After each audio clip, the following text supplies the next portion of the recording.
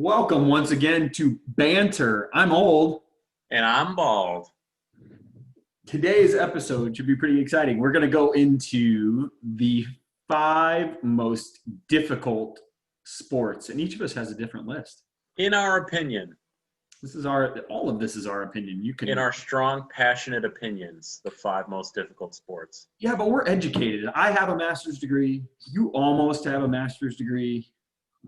I feel like, We're worldly individuals. We know a thing or two. Yeah, worldly.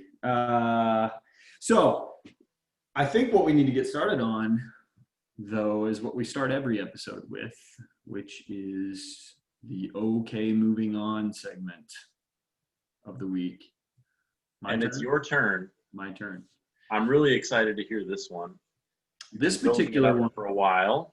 This particular one. So I actually had a really hard time. Really hard time. Because I'll be honest, I had about 5 or 6 different rants in my head I had to square up. But ultimately, it ended up being my lovely wife helped me with this one.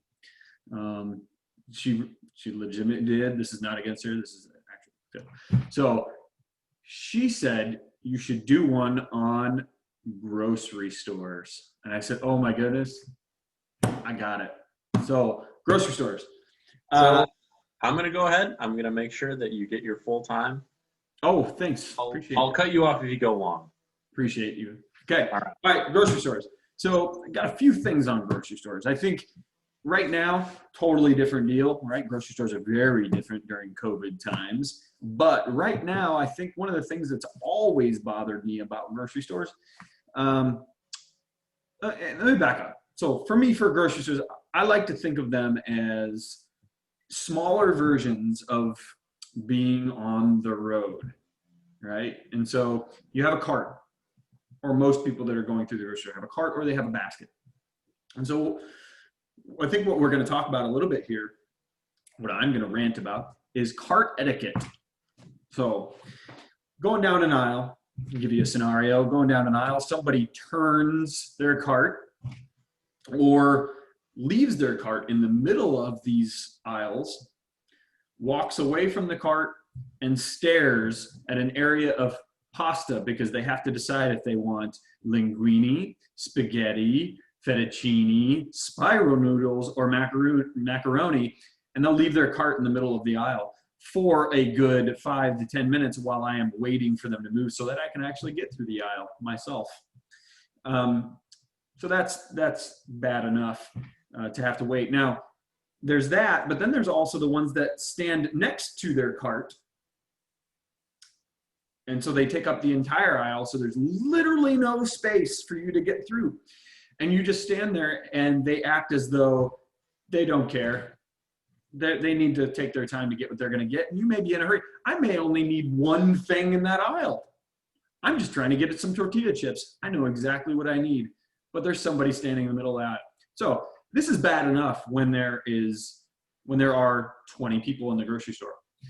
When you go in on a Saturday to a grocery store which shall be unnamed but begins with a W, that is probably the worst possible place in the entire world when there are hundreds of people trying to grocery shop, and they're all doing that because nobody seems to care about etiquette and other people. Now that we're in COVID, they have created lanes that you go east to west and lanes that you go west to east down the aisles. And you know what? No one knows how to read because everyone goes the opposite direction. So that's two things, right? I think having that flow can be good unless you need something on one end of the aisle and you're down here and it's going the wrong way. So you have to go down a different aisle to come back to get that thing.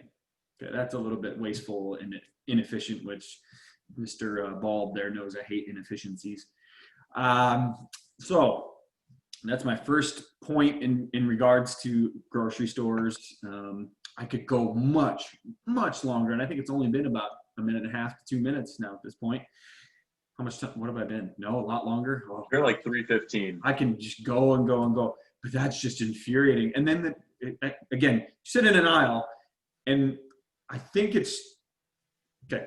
So I feel this way about grocery stores. I think there should be some level of flow, right? Just like, again, in a sidewalk, when you're walking down a sidewalk, this is an alternate rant. I believe that you should walk down the right side so that someone else can walk down their right side, just like we drive in America, right? So you drive down the right side, drive down the right side. But it's the people that I'm going down the right side, they're also walking on the right side, and neither one of us wants to move. I feel like if I'm on the right side, they should also be on the right side, not the left side, right? So we're not running into each other, and we have common rules of how we follow through with life. Now, all of that being said,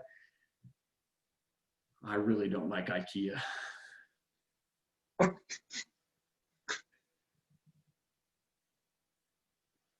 That's just too much. Is that the end? The end. Wow. I'm speechless. That was my favorite rant ever. And I'm just going to leave it at that and say, okay, moving on. That might be the title of the show. I really don't like IKEA. So, with that being said, we're going to shift gears here.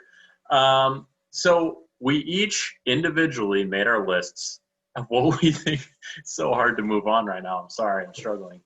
But individually made our list of the top 5 hardest sports, in our opinion, most difficult sports. We have not discussed our definitions of difficult. We've not discussed our definition of sport. And we have not shown each other or given hints at our lists, not really to my knowledge. So, you know what? We'll go through these things kind of one step at a time here. Why don't we each start with our number 5, and then we can digest from there? I think that's a great idea. I think we do that, and then we start to talk about difficulty and all that beyond it. So this is really hard for me to order. So I've got this on my phone here. I made a little note thing, and man, I went over some research. I tell you, I love this whole researching stuff to figure out sports and all that. So anyway, I'd like to say hockey is my number 5. I will also say I actually had 2, so I have 6 on here, and I'll start with 5, and then I know. There was one rule. I had a hard time. So, and this comes from what I've been doing lately in the coaching realm. But I'm gonna go with hockey, and then maybe if we get towards the end here, we get to number 1. Maybe I'll just add in the what I would call the 6th. But honorable mention. Hockey. So what? Okay, talk to me about hockey. Obviously, what comes to my mind is it's skating by itself is difficult. They skate backwards and side to side and really fast, stop on a dime, all this stuff. So there, I'll give you that sense of difficulty. When you're watching hockey, it is impossible to see the puck sometimes. So I can't imagine how hard it is on the ice to keep up with that. Yeah. And then I guess you got the physicality of the sport as well on top of that. Am I hitting all of them? You know, pretty much. So I kind of went with that particular sport. I went in a direction of it's like you had mentioned, the skating on the ice is hard enough. Like I know a lot of people that have a hard time just doing that. So then you do that and you add that with a stick and a very small object that you're trying to move very, very quickly at the same time while you're moving. Or if you're a goalie, man, that's tough. Like you got this little puck that you're trying to stop while standing on skates with 100+ pounds of gear on in a very small confined space. Like, and that's, I think the physicality that comes along with that, that's challenging. And then outside of the arena portion of hockey, most people throughout the country that play hockey play it outside in the cold. So they're playing in these conditions, the wind, the cold. I think one of the movies that I watched years ago, so this kind of comes back to, one of our original episodes that's hidden better not talk too much about that. Is Save that. It was about Mystery Alaska, right? So it was where they played this Alaskan team that always played outside on pond ice. They had an NHL team come and play them. And so I think outdoor hockey is probably even adds that extra layer of difficulty to it. But I think there's really what? I mean, I don't know much about outdoor hockey or how people typically play, but I can't imagine that you're doing as much shift changing in outdoor hockey as you are during like NHL. I mean, they shift change constantly. Yeah. But when you're playing outside, like you're not getting the break, you know? Yeah, you're not getting the break. It's cold. It's the ice is unpredictable when you're outside. Like it's not the same. It's not the groomed, super groomed Zamboni ice that you. And they do have Zambonis that will go in a lot of these places that are outdoors, but it's still just unpredictable ice, the cracks, all that kind of stuff. So I just think all of that plus, it's the only sport, the only like legitimized sort of money making nationally or world known sport where it's legal for you to fight in the sport. They actually have guys that their only job is to get in fights, or at least those are the guys who get like the 1 year $6 million contract like late in their career. It's like we just need someone to bruise people up. So I think kind of going back to difficulty and where my mind was with this particular pick was that's where that difficulty piece in. But a lot of my picks come a little bit more on the angle of can the regular human being on the street do it with ease or is it difficult for them? Because difficulty goes in ranges, right? So somebody that grew up around hockey, it's not difficult. They can do hockey, right? I'm going to agree with that definition for the most part. That's what I thought about for a lot of my list. And the elements. I'll unveil my number 5 as I qualify your definition here. So, I went with wrestling for my number 5 hardest sport. Okay. Now, no knock on hockey. It's not on my list. After your argument, I'll give it an honorable mention because there's some good points in there.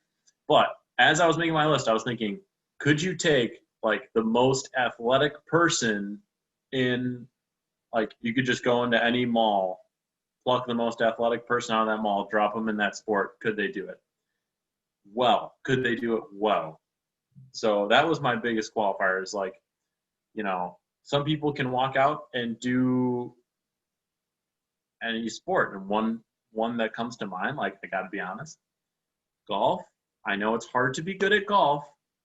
And maybe this is inflammatory to some people. People play golf into their 80s. Golf and bowling are kind of those two sports. They're sports. I'll say they're sports. But those are the two sports that pretty much anybody can do recreational at any time. Yep.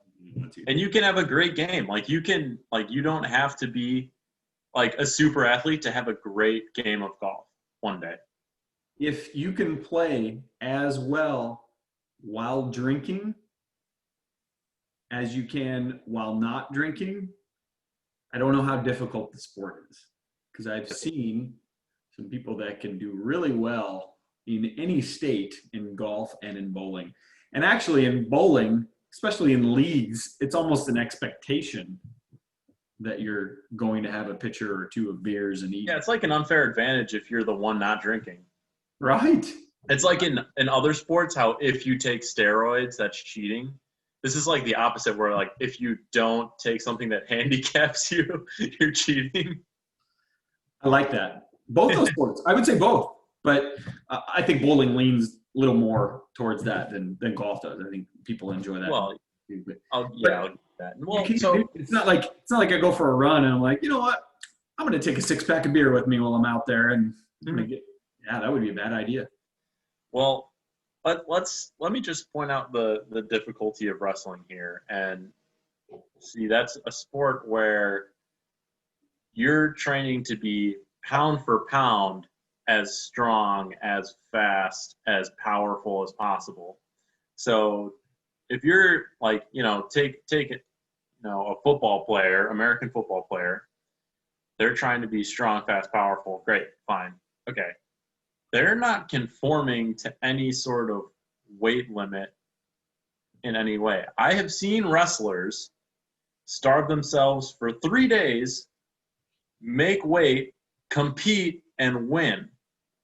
And we're talking like whole tournaments. We're not talking like they do one match that lasts 10 minutes and they're done. These guys train hard. And I'm talking about this sport is difficult because most people will not make it to the mat on competition day. They will just not be able to handle it. They won't make weight. They won't be able to run 45 minutes on the treadmill wearing a sauna suit. Like, it's just, they won't be able to spin a cup all day, so they're losing that incremental ounces of weight.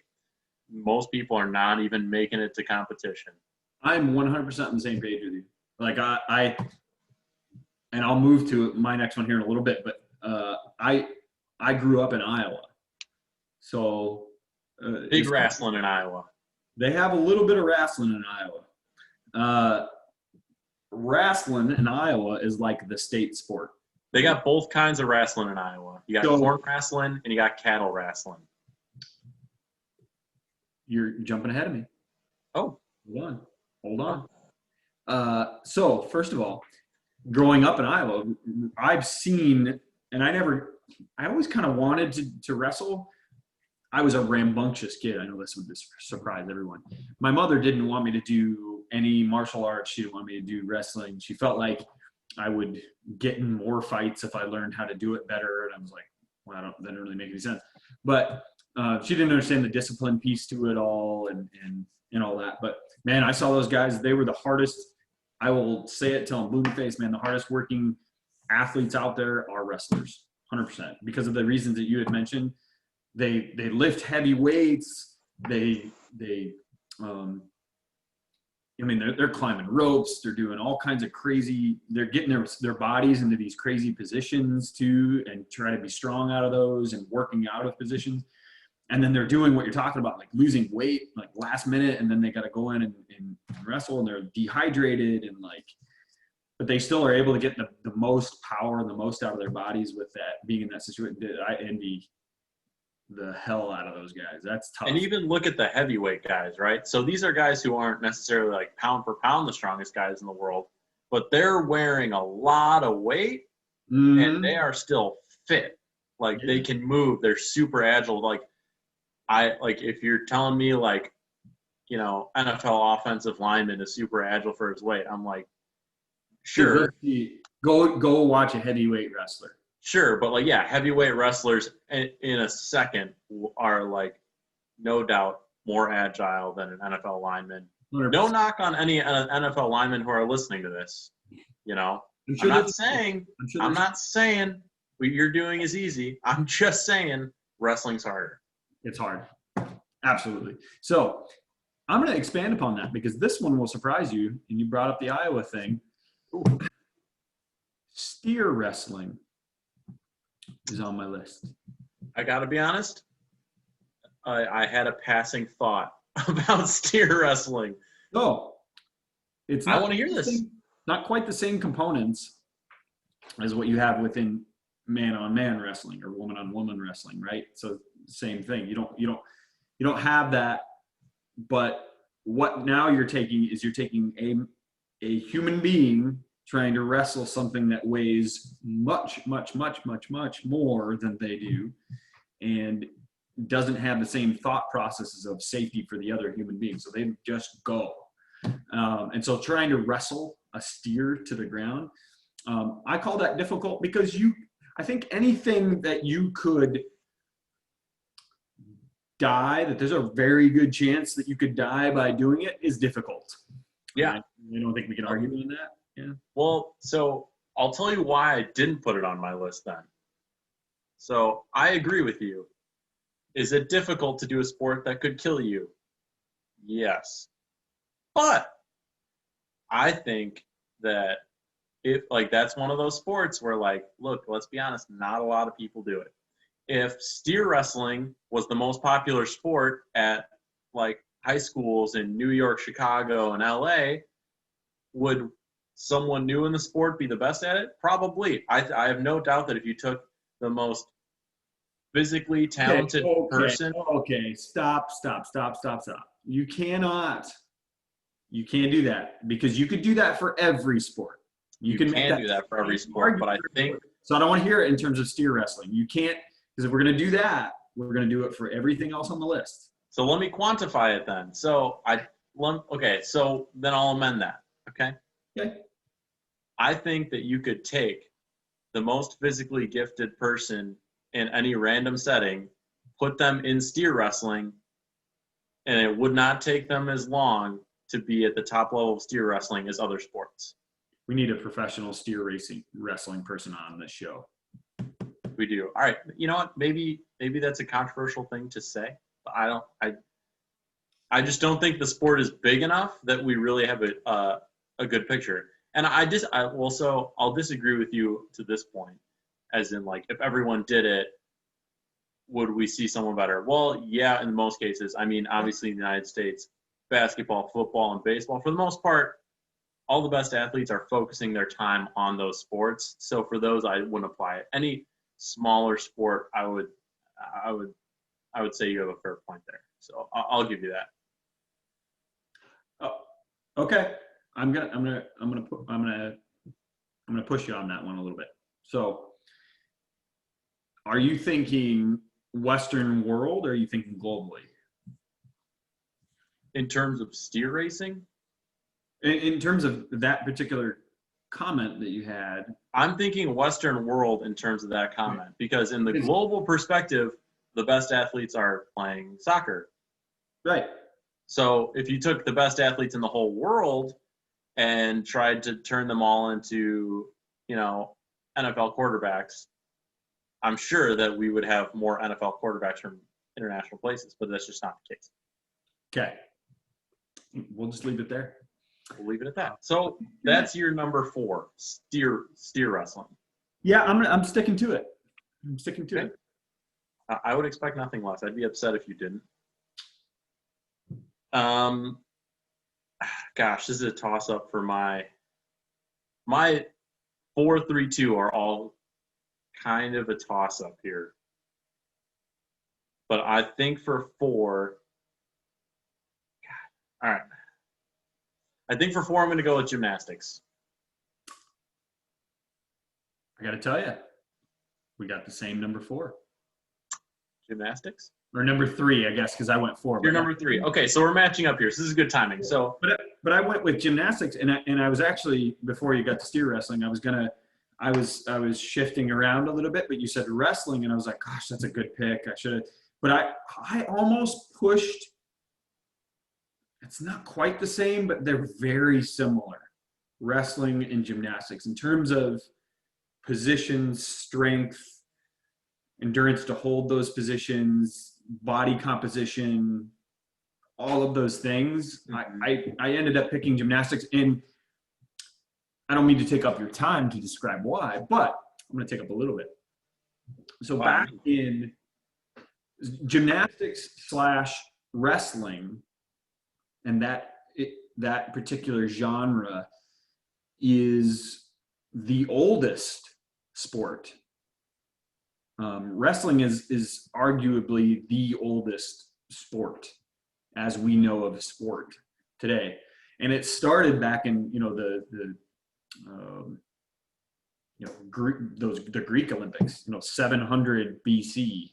Right. So, I mean, I don't know anything about wrestling in the grand scheme of things, but they still have Greco-Roman category. Oh, there's multiple categories. Right. So, and Greco-Roman is one of those categories that's the most original to. I think, how can you not have an original sport on the list? Like, I think that's genius. I think you hit it spot on in the wrestling, and I think gymnastics kind of folds into that. But kind of tell me more about gymnastics and what you're thinking on that front. So I think what gives gymnastics a degree of difficulty above wrestling is in terms of actually doing the thing, anyone can walk in and wrestle someone. Not everyone can get on rings and start doing flips. Not everyone can just hop on a balance beam and start doing like triple backflips on a balance. Like, no, like there's so many, like the fact that they learn these tricks that could potentially kill them. Like, let's not downplay that. Like, dismounting off like a high bar and landing on your back is like you're not walking anymore. Sorry, like that is like, so you learn this trick, and then there comes a point, or the vault, for example. There's a point where you practice that in safe conditions.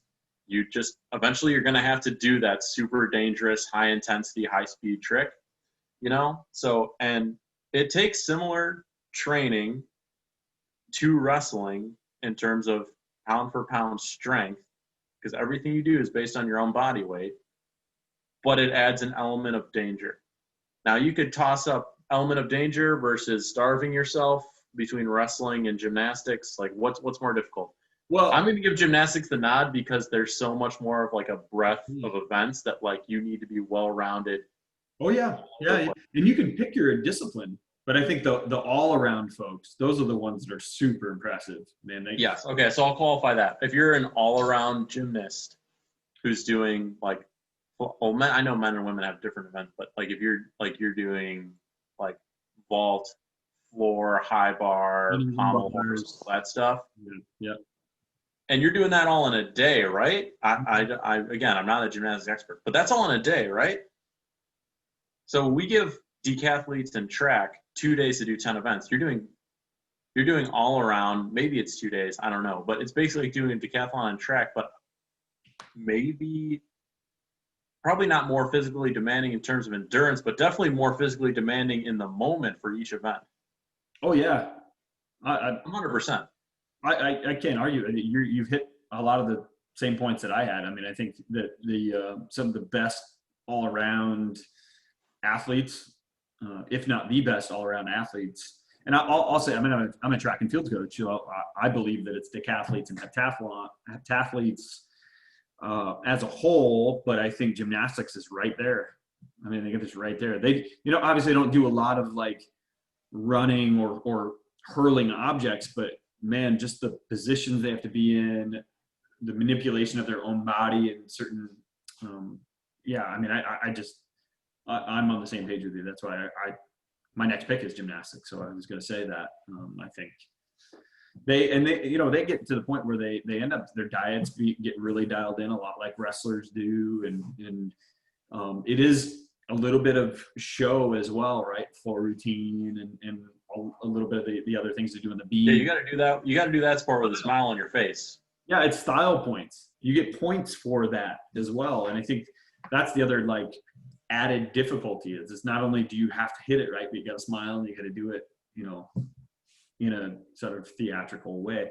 And that kind of goes back to like sports and how sports initiated. But then you get like a sport like wrestling, right? And it's like you can grit your teeth sometimes and get through a match and like you're getting tired, your technique is falling apart, but you can still muscle it out. Mm-hmm. You can't do that in gymnastics because once your technique falls apart and you start muscling it out, you're losing points and deductions and all that stuff. So as soon as you break form, you're screwed. Like that is rare, in my opinion, in any other sport.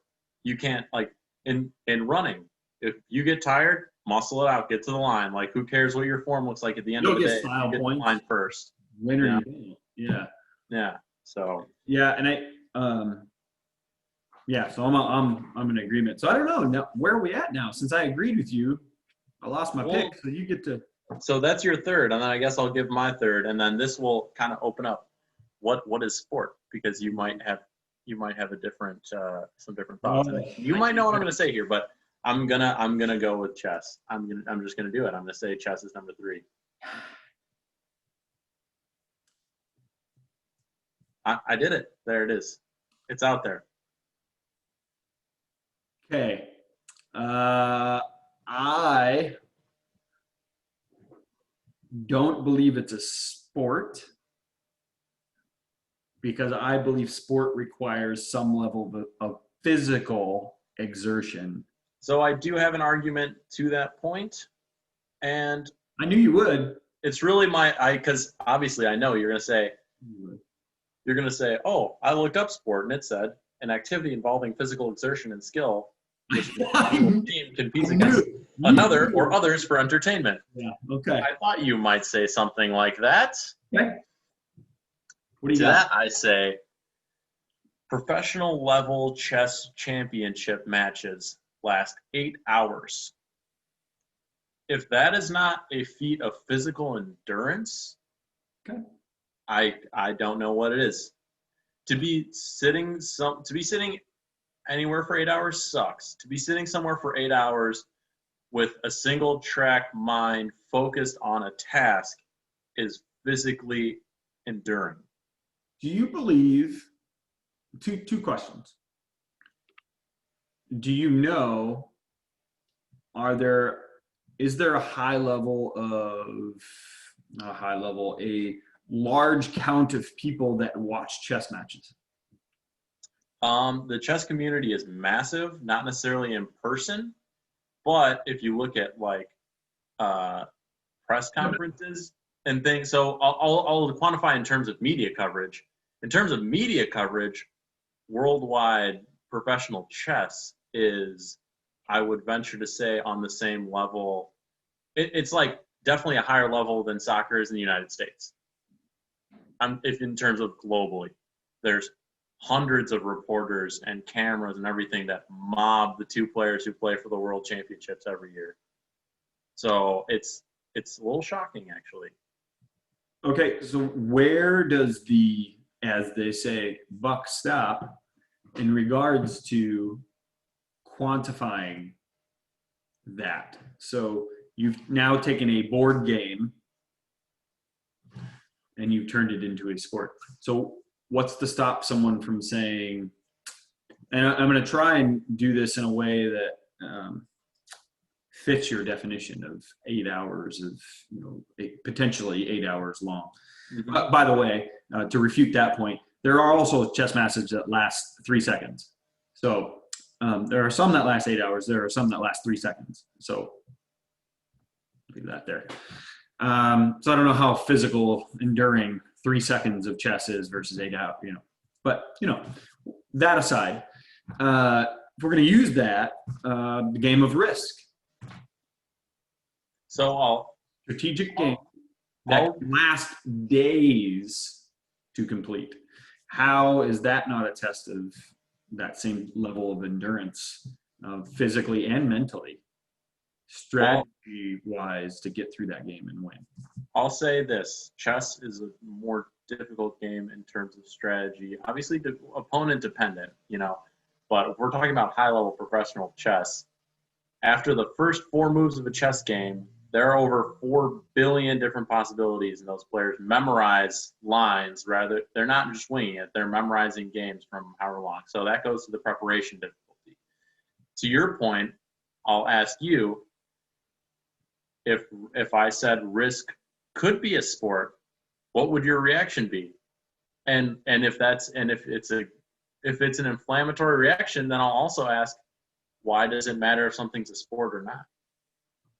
Well, I don't believe. I still think the physical aspect of it. I think there's categories. So there's games that are built around skill, which I would say chess is a game that is built around skill, 100%. Don't argue that. Can't argue that.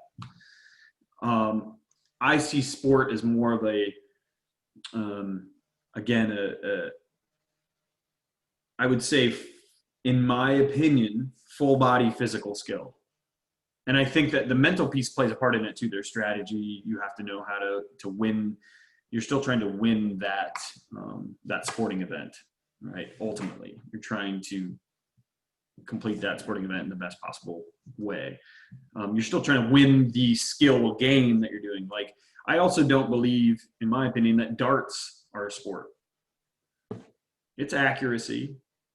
You get points, you win. So does that not fit your hand-eye coordination? It is, but it's still it's a skill-based game. I don't consider it a sport per se. So here's what I'll say in regards to the definition of sport then. Why do we, and I don't know if this is an international thing or not, but why do we care so much whether something is called a sport or not? Yeah, that's why fair. do we care? And I've always wondered this when people say, running isn't a sport, dance isn't a sport, this isn't a sport. The real sports are football, basketball. It's like, what? Who cares if dance is a sport or not? It's hard. Like, it's hard. It's fulfilling. It's exercise. It's all the same things football is, but in a different way. Why do we care about the title of sport so much? I think a lot of it is people feeling as though people within, sport, especially as commercialized as you would see sport, right? So when we say sport, probably the first thing that comes to most people's mind, soccer. I think worldwide, soccer is the first thing that comes to people's mind. Yep. Soccer, football, baseball, basketball. Those are, and I would still say track and field. I think those are some of the bigger ones worldwide that people would recognize and they would think of. But I think what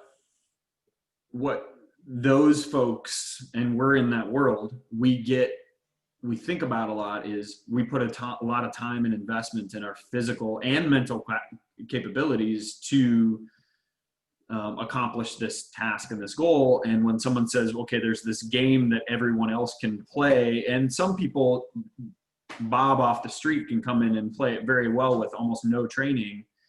Bobby Fischer, that's why I said Bob. I mean, natural, right? Like that. I'll go on the Bob later. But Bobby Fischer was a natural chess player, and he had to work at it, right? To really be at the very best. He had to learn new strategies, but he was a natural, came to it pretty quickly, pretty easily. And I think the people in this realm, there might be some things that come to them really easily, but it's still, there's a lot of, that's a 10,000 hours aspect, right? They put a lot of time and effort into that. And when a savant of a very strategic, very, the minds of some of the best chess players ever, and I think we had this conversation the other day, their minds can process so much information. They can hold on to moves. They have those strategic moves in their head that are just there. Some of them have to learn that, but some of them just have it there. They're really good at processing information and putting that together. And this is built on a lot more of, that physical skill to get us to that point. So I think that's where the distinction lies in my mind. So here's the other piece. This is where I'm gonna blow this up just a little bit. Sport originated from war, right? That's the origins of sport, as far back as they can find. It was from war. That's why wrestling is one of the oldest sports, because it was for war tactics. They wanted people to become stronger. Throwing a javelin is also one of the oldest sporting type events. Throwing a shot put or a discus, those are some of the oldest sporting events, because those are all war-based things. Archery is also one of the oldest sporting events, because those are built around creating better soldiers, right? So those physical sports. Now, I'm going to take it a step further. Those are the foot soldiers on the ground that are doing the work, that are engaged in sport. Right. Chess is still war. It's the strategy piece. This is your strategist within the game of war, and these are your participants. These are the chess pieces. So I think of these in sport, we are the chess pieces, and the strategist, whether it's a coach or whether it's somebody, above a general, right, within war, they're the ones that take these pieces, the skills, the physicality of it, and move that forward. They take it. So that's, I agree with your logic. The two. 100%, I agree with your logic, because I was going to use that argument as a rebuttal to your original, saying if these are sports because of their usefulness in war, is chess not a more accurate representation of what war looks like in 2020 than wrestling? If Yeah. that Absolutely. Absolutely, Yeah, because yeah. so much of it's done on a computer screen, right? You're flying a drone on a computer screen, and you're looking at tactical zones and this and that. I mean, obviously not an expert once again on anything, but but I would say chess is a more modern simulation of war than wrestling. So Yeah, if that's your definition, I then would say that. I would agree that the most modern version of it is that. I would agree with you, but I think what I'm trying to say is the separation of it. So we can talk about what's a sport and what's not a sport, but I think still going back to defining those two pieces is what's kind of important. Now there is strategy in all of these things, but ultimately this is strategy, like chess. That's what it is. I mean, it is a fully strategized game, but there's no hand-eye coordination. Well, okay. No hand-eye. I'm gonna nitpick you, so you're like, all right, let me go back. I know. I had to jump on it. The smallest amount of hand-eye coordination you could possibly imagine is involved with this particular skilled game. It's not about that. It's not about being exhausted, all that kind of stuff. I mean, you're talking about 8-hour game, shoot, then apparently me just walking around in the field house is a sport. So I was on my feet for 8 hours today.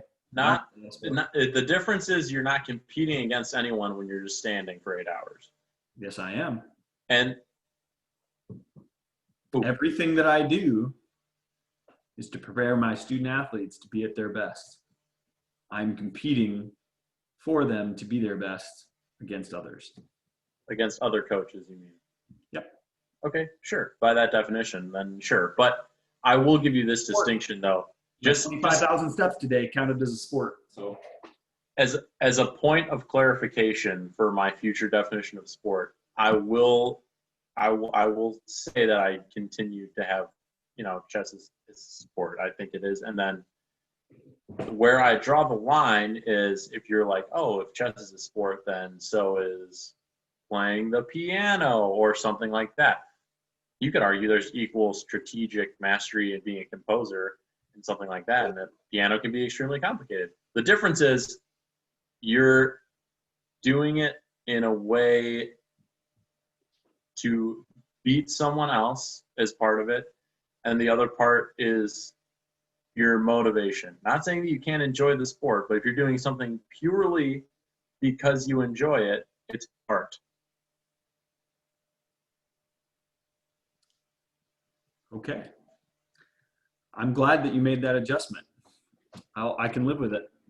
I would say even if you're playing football and you have no intention of beating anyone, you're just out there because you like it and it's fun and you're expressing yourself through football, you are doing art. Oh yeah. You're not doing a sport. You're doing art. Oh yeah. No. We're on the same page. Yeah. We're on the same page here. Like I completely agree. And I think so. Then what's the purpose of art? Intrinsic satisfaction. Yes. Man, that's a lot. We'll have to do a different show on that. That might be a whole different show. Art. I think I could go on that. Art. We could have an art show. I think we should move forward. You know what? Yeah. So that's my 3. Long story short, and I believe we're on to your 2. Okay. So next, these last 2 were kind of challenging. They happen to be both water sports. I actually have 3 water sports on them. I think. Holy cow! I didn't realize that. I'm very curious now. Yeah, have 3. You know what I think maybe we should do? Mm-hmm. Maybe we should rapid fire. You tell me your top 2. I'll tell you my top 2. Okay, my top 2 are water polo and surfing. Okay, I thought we were on the same page and we're not. My top 2 are water polo. Oh, good, we got that. Okay. Yep. And Ironman triathloning. That's pretty tough as well. I won't disagree. I first would like to. We're on the same page with water polo. We can talk about why that's hard. I think we can agree that's hard. Boom, Yeah. hard. I want to know. You think surfing is harder than being an Ironman triathlete? This one took a lot. This one was really challenging for me. This one tore me apart.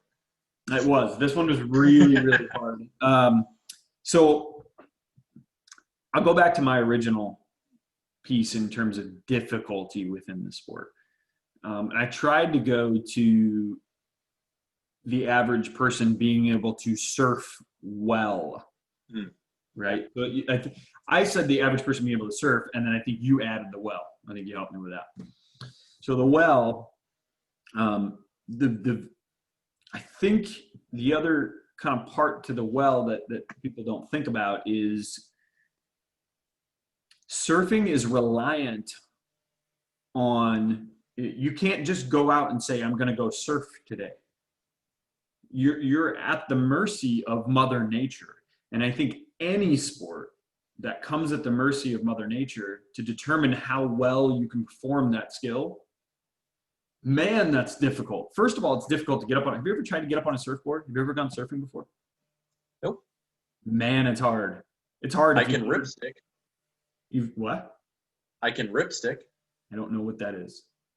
It's like a skateboard basically, but there's one wheel here, one wheel here. You put a foot on each, and you kind of like not the same. Wiggle this one, and it gets you going. But the ground is level. The ground doesn't move.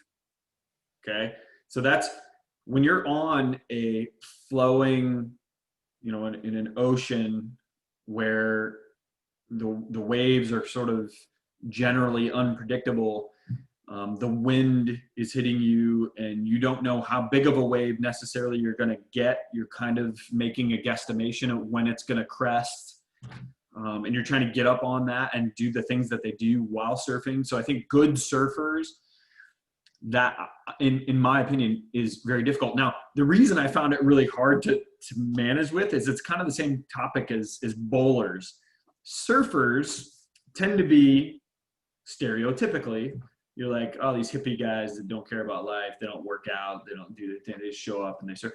But man, surfing is killer core workout, everything across. You don't see any of the greatest surfers out there that have a belly hanging out. They're typically pretty fit individuals that pretty tan, fit individuals and get things done. But I think it's when you're at the mercy of the weather, and ultimately the best waves come during the worst weather. Yeah, like hurricane weather. People live for hurricane surfing, don't they? Yeah. Yeah, that's a big deal. Like in Australia, they'll wait for hurricanes to get the best at like Bells Beach and Hawaii, like Waimea in Hawaii, they get like some of the biggest waves because during like hurricane season and tsunamis and stuff going on. So you're talking about a sport that is reliant on bad weather. Like that's wild, man. And then you got to put yourself out there. And if you want to hit the biggest waves, you're risking death. I mean, so you got to have the ability, the lack of fear for that, the skill to be able to get up on and stay on a wave that is bigger than any house in our livable area here. And that kind of stuff sort of blows my mind. So that's kind of why I put it there. I'll give you that argument. I get the danger aspect of it 100%. It is absolutely a dangerous sport. Being at the mercy of the weather, my critique there is that I think you are a bit of a romantic when it comes to braving the elements. Probably true. Yeah. So not to say that that's not like surfing in a hurricane. Not the average person can't do that well. I'll give you that. Could you teach a very coordinated, fit person to surf well? Probably. I would. Again, not an expert in anything, but I'm still going to have a hard opinion on this. I think that you could take the most coordinated fit person out of a random shopping mall somewhere and teach them how to surf well in a fairly short amount of time. When you look at being an Ironman triathlete, you can take the most coordinated fit person out of any spot, the most athletic person. They could be bad at being an Ironman for years. Yeah, but they would survive. I think Survive. so. So I think again, 2.5 mile swim, right? yeah, but okay. And So then look at the numbers of people that complete triathlons over time. I mean, triathlons have Ironman triathlons, marathons, and it's even folding up into ultra marathons. And I think they're difficult. I've done my share of long endurance events, but I've also seen people that sort of average Joes work 40 hours a week, don't appear to be the most fit type of people that will finish marathons, Ironmans, finish. Doesn't mean that they're going to be in the top 10, top 20, top 30, whatever it is. That's a different deal. But so it's determinant on, are you talking about finishing those events? Or are you talking about not talking about finishing those events. What's that? I think I'm not talking about finishing those events. I'm talking about finishing well, and like, obviously that's a relative statement, but I mean, as good as you consider a good surfer, I would consider good Ironman, Ironman, Ironwoman. So you can take those people, and then all of a sudden, when it comes to a 2.5 mile bike ride or 2.5 mile swim, 100 and, correct me if I'm wrong, 100 something mile bike, and then a marathon at the end of it, it's just like, it's not in the cards for everyone. That's another sport like wrestling. You might not make it to the line if you're not committed enough to the training. Yeah, I think the hard part would be, I think in probably any of these instances with our sports, is you'd have to decide what's respectable and what's not. And I think that the hard part with that too is when you start talking about respectable, then I think it has to be more like, can you take that individual, like if I'm walking down the street and I take Joe Blow off the street, can they do all of these activities? And if they can do all of them, then are they that difficult? And what's the threshold for doing the event, right? Is it completing it? Is it completing it with a certain standard? Like it's like the easiest example you can take is like, you've heard this line, right? You can either hit a curveball or you can't, right? And so it's like, it's that concept. It's like you can either complete a Ironman within X amount of time or you can't, right? Or you can either get up on a 40-foot wave or you can't. And I think that's the definition. So we'd have to, again, another long portion of a show would have to be to figure out what's that can't. So what's that threshold for each of these things that makes it difficult? Right. For a regular person, average in the and we could make different lists. Like we could have made a list of top 5 most difficult sports to do, top 5 most difficult sports to be good at, top 5 most difficult sports in terms of danger. Yep. I will leave you with my final point that I really wanted to cover. I can't wait. So in the movie Dodgeball, he reads from the magazine Obscure Sports Quarterly. So I got to thinking, what would be an obscure sports quarterly? I'll tell you. There's a sport that stood out to me called extreme ironing. Basically, you take an ironing board and you go to dangerous, outdoor, high-risk places, basically like surfing. If the elements is really the part that makes it difficult for you, then extreme ironing is for you. People will like climb cliff faces in like Yosemite, like tie themselves up to a ledge, lean out, and iron their clothes. Now, the origin of this sport, there's first of all, there's what's called the EIB, the Extreme Ironing Bureau, which is the governing body of extreme ironing competitions. The governing body even. Wow. Yep. There is a world championships now, and this is great. So it was invented because a guy decided he had a family member who every time they would go camping, the family member would bring an ironing board and iron his clothes when he got up out of the tent in the morning. He would get out of his tent and iron. And this guy really appreciates pressed clothing that much that he's willing to iron in the middle of the woods when he gets out of a tent. So he turned it into a sport. And now apparently there's some actually pretty solid following for it. And obviously will never participate because I have enough trouble ironing my clothes in my living room. But I'm really behind the idea, and I appreciate the spirit of the sport. I love that. I think we could have a whole nother episode behind obscure sports. There's lots of them. I also came across some really interesting ones. I think steer wrestling is a pretty obscure sport, but there's lots. One of my last little things was what was my sixth item? What was my sixth sport? Yeah, what's your honorable mention?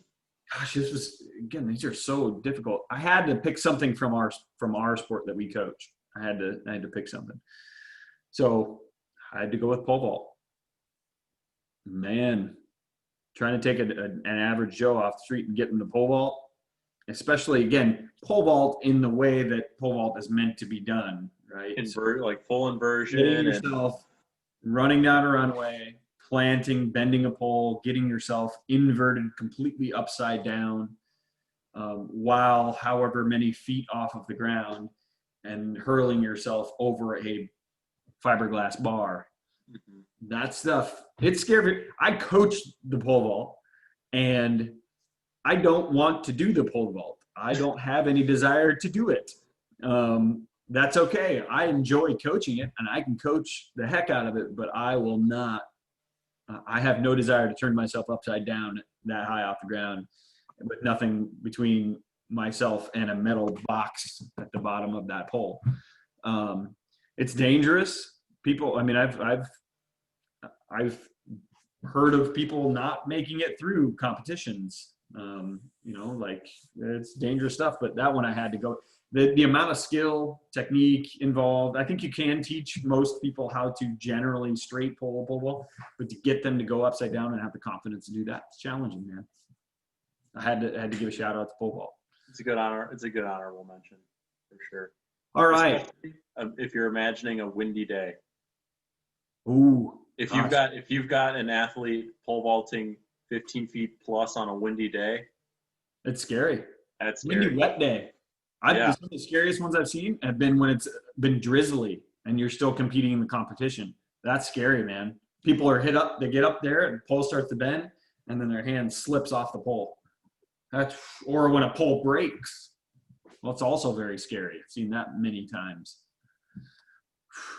Scary stuff, man. Good pick. Sport. Good honorable mention. All right. I am really happy with our conversation. I'm glad that we can, in our world, be okay with the fact that we have different lists. It's nice. It's nice to be civil. Be civil about it. We can have arguments, civil discussions about it. I like that. Be nice if we did agree on 2. That's pretty good. Yeah. We agreed on 2. Gymnastics and water polo. I was pretty happy with that. That's So actually kind of surprising. next week, we will plan to, I think we kind of talked about this. We had this little brief conversation today about shoes. And I think that's probably going to be our next topic. Shoes. Why? That's nothing. We're not going to give anyone anything else. That's about it. We'll probably have another special guest. We're working on that. Should be entertaining. Excited to bring our next folks on board and probably do that every other week. Thank you for watching, you folks out there. Have a great, great weekend.